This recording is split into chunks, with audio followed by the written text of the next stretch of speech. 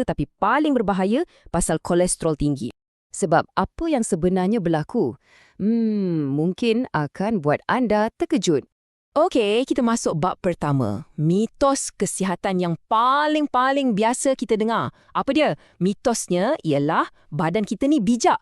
Dia akan bagi signal kalau kolesterol dah naik, mesti kita akan rasa sesuatu. Betul ke macam tu?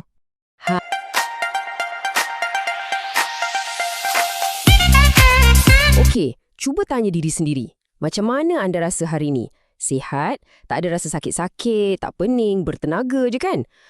Kebanyakan kita akan fikir, ini tandanya semua okey. Tapi, macam mana kalau saya cakap kepercayaan tu sebenarnya sangat-sangat bahaya?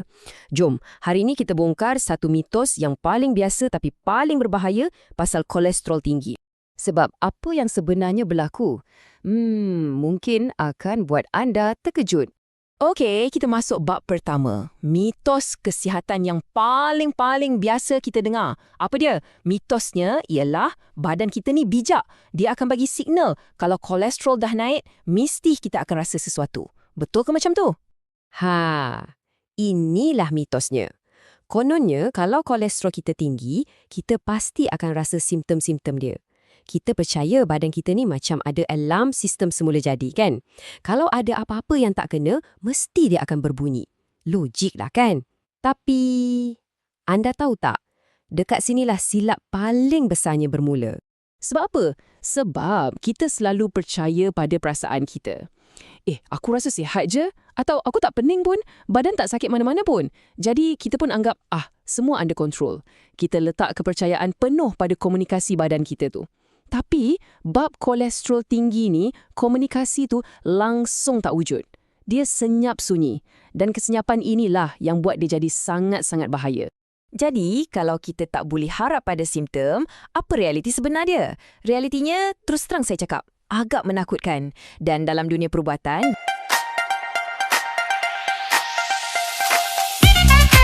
dia ada nama khas dia sendiri. Apa dia? Pembunuh senyap.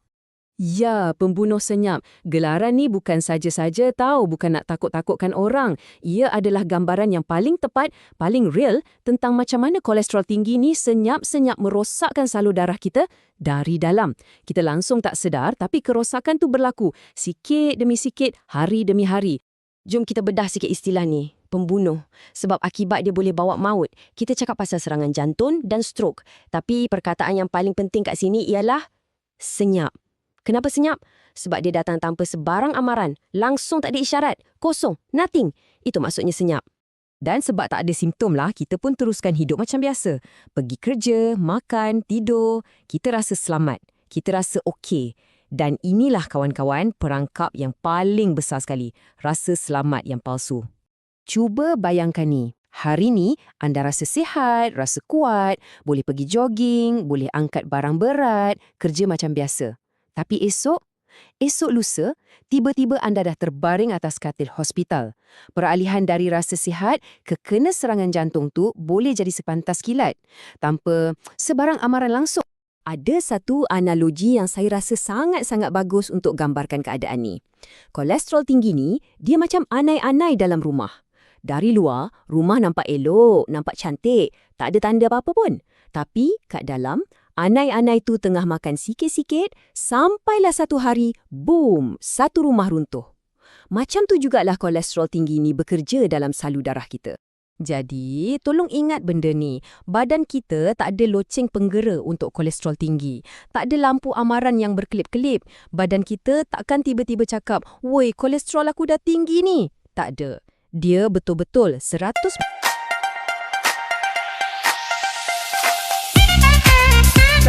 senyap. Okey, jadi apa hasil akhir daripada proses yang senyap ni? Akibat dia langsung tak senyap. Dia datang secara mengejut dan ia sangat memusnahkan. Dan kemudian, entah dari mana, tiba-tiba serangan jantung atau stroke berlaku. Perkataan tiba-tiba tu yang paling menakutkan, kan? Sebab pada mangsa, memang ia rasa macam tu. 1 minit dia tengah borak-borak, gelak-gelak, rasa sihat. Minit seterusnya, dia dah berdepan dengan kecemasan yang boleh ragut nyawa.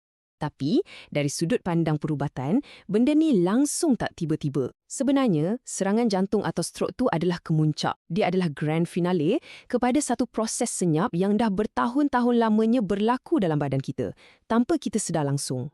Okey, cukup cerita pasal masalah. Sekarang, apa solusinya? Kalau kita tak boleh nak harap pada perasaan kita, macam mana kita nak lindungi diri? Jawapannya sebenarnya mudah je. Kita kena tukar. Daripada bergantung pada perasaan, kita beralih kepada fakta. Kita kena jadi proaktif. Jom kita tengok perbezaan ni.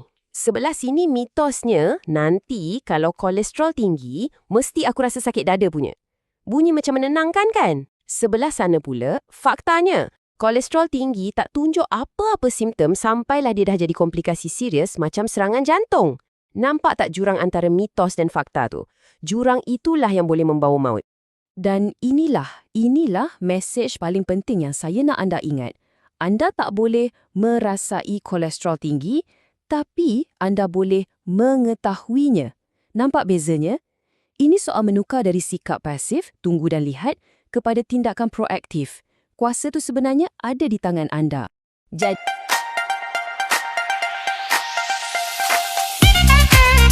mesej terakhirnya sangat-sangat jelas. Berhenti bergantung pada perasaan, mula bergantung pada fakta. Macam mana? Jangan tanya diri, aku rasa apa hari ni? Sebaliknya, tanya, apa fakta aku cakap? Pergi buat ujian darah, jumpa doktor dan know your numbers. Tahu berapa bacaan kolesterol anda. Itu adalah satu-satunya cara untuk tahu. Sebagai penutup, saya nak tinggalkan anda dengan satu soalan untuk difikirkan. Kita dah tahu yang badan kita takkan bercakap dengan kita pasal bahaya ni. Dia akan senyap. Jadi, persoalannya, selain dari ujian darah, apa lagi cara yang ada untuk kita mendengar apa yang badan kita tak lafazkan dengan kuat? Macam mana kita nak jadi lebih peka? Fikir-fikirkanlah.